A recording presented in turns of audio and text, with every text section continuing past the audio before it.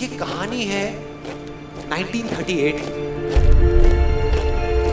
कैरली नाम के एक आदमी की, हंगेरियन आर्मी में, और वो उस कंट्री का बेस्ट पिस्टल शूटर था।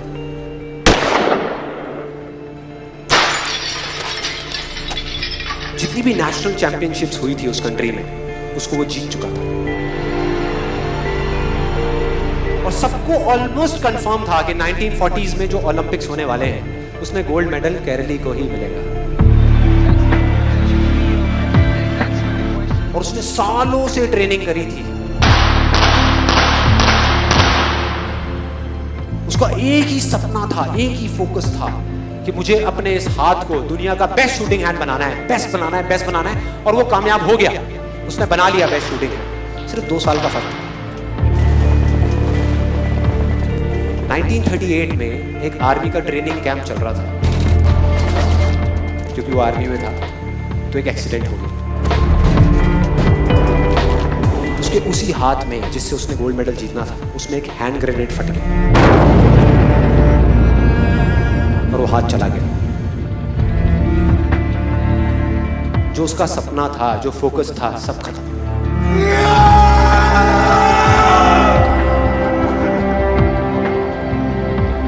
उसके पास 2 रास्ते थे। एक तो ये कि वो बाकी की पूरी जिंदगी रोता रहे और कहीं जा करके छुप जाए, या अपना जो गोल था जिस पे उसने फोकस किया हुआ था उसको पकड़ करके रखे। तो उसने फोकस किया उस पे नहीं जो चला गया था, जो उसके पास नहीं था।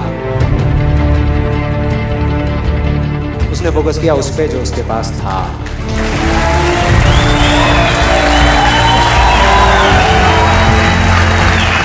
जो उसके पास था।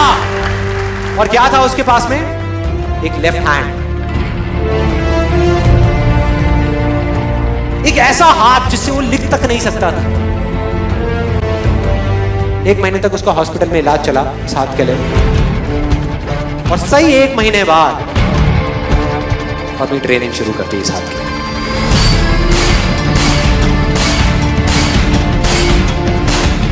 ट्रेनिंग के 1 साल बाद, मतलब कि 1939 में वो वापस आया। नेशनल चैंपियनशिप्स हो रही थी वहीं पे हंगरी में, और बाकी भी बहुत सारे पिस्टल शूटर्स थे वहां पे। उन्होंने जा करके उसको कंग्रेचुलेट किया।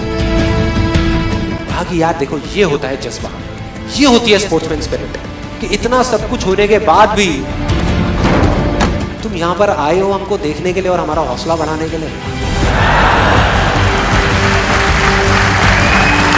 किसी को नहीं पता था कि वो 1 साल से अपनी ट्रेनिंग कर रहा था लेफ्ट हैंड की।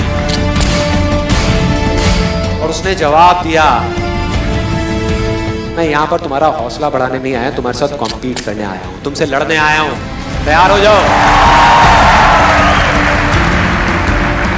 और कंपटीशन हुआ। बाकी सब वहां पर जितने भी लोग थे वो कॉम्पीट कर रहे थे अपने बेस्ट हैंड से।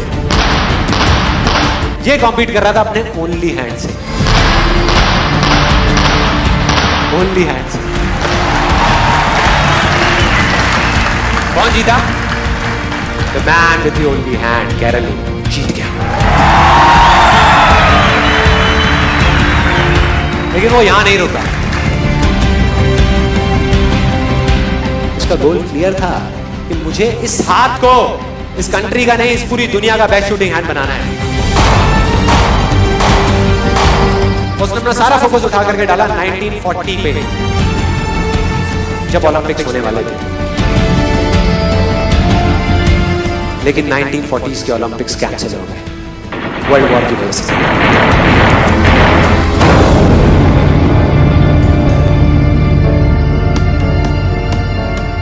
उसने अपना सारा फोकस उठा करके कहां डाल दिया? 1944 में जो ओलंपिक्स होने वाले थे उसके ऊपर। और 1944 में जो ओलंपिक्स होने वाले थे वो भी कैंसिल हो गए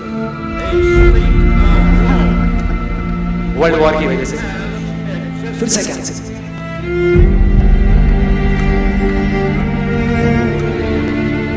उसने अपना सारा फोकस उठा करके डाल दिया 1948 के ओलंपिक्स में। 1938 में उसकी एज थी 28 साल। 1948 में उसकी एज हो चुकी थी 38 इयर्स। और जो यंगर जो प्लेयर्स आते हैं निकल करके, उनसे कॉम्पीट करना मुश्किल होता चला जाता है। लेकिन मुश्किल नाम का ये वर्ड था ही नहीं उसकी डिक्शनरी में। वो गया, पूरे वर्ल्ड के बेस्ट शूटर्स आए हुए थे जो अपने बेस्ट हैंड से कॉम्पीट कर रहे थे, और ये अपने ओनली हैंड से कॉम्पीट कर रहा था। और कौन जीता? The man with the only hand.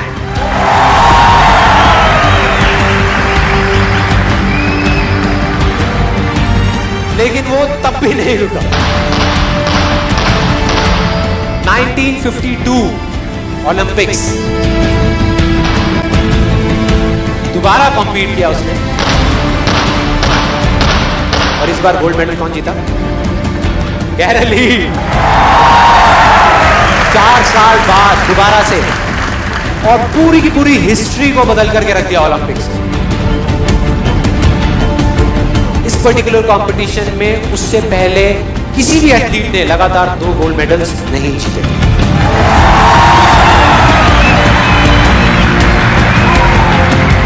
अब किसी भी लूजर के पास चले जाओ, उसके पास लिस्ट होगी बहानों की कि मैं इस वजह से फेल हुआ अपनी लाइफ में, इस वजह से मैं कुछ नहीं कर पाया। बहुत लंबी लिस्ट है। और दूसरी तरफ विनर के पास चले जाओ, उसके पास में 1000 वजह होगी वो ना करने की जो वो करना चाहता है, सिर्फ एक वजह होगी वो करने की जो वो करना चाहता है, और वो कर जाएगा।